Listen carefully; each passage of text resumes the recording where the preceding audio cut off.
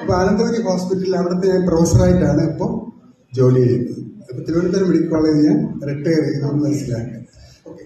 അപ്പോൾ എനിക്ക് പ്രത്യേകിച്ച് പറയാനുള്ളത്, ഞാൻ ആദ്യമായിട്ട് ഈ പ്രോഡക്റ്റിനെ കേൾക്കുമ്പോൾ ദൈവത്തിന്റെ കൈവപ്പുള്ള ഒരു പ്രോഡക്റ്റ് എന്നായിരുന്നു ഞാൻ കേട്ടത്. അപ്പൊ അത്രയും വലുതാണോ എന്നുള്ള ഒരു ആശങ്കയോട് കൂടിയാണ് ഞാൻ ഇതിനെ സമീപിച്ചത്. പക്ഷേ എൻ്റെ അനുഭവത്തിലൂടെയും ഞാനുമായിട്ട് ബന്ധപ്പെട്ട ചില ആൾക്കാരുമായിട്ട് പ്രോഡക്റ്റ് ഉപയോഗിച്ചതിന്റെ അടിസ്ഥാനത്തിൽ എനിക്ക് മനസ്സിലായി അത് ശരിയാണെന്നാണ്. അപ്പൊ അത് തന്നെ നമുക്ക് അത്രയ്ക്ക് വാല്യൂ കൊടുക്കാൻ പറ്റുന്ന ഒരു പ്രോഡക്റ്റ് തന്നെയാണ്. കാരണം നമുക്ക് ബ്ലഡ് സർക്കുലേഷൻ ഹ്യൂമൻ ബോഡിയിൽ മുഴുക്കെ കൊണ്ടെത്തിക്കാൻ പറ്റുന്ന വേറെ ഒരു മെഡിസിനും നമുക്കില്ല. അപ്പൊ അത് തന്നെയാണ് ഏറ്റവും പ്രധാനപ്പെട്ട കാര്യം.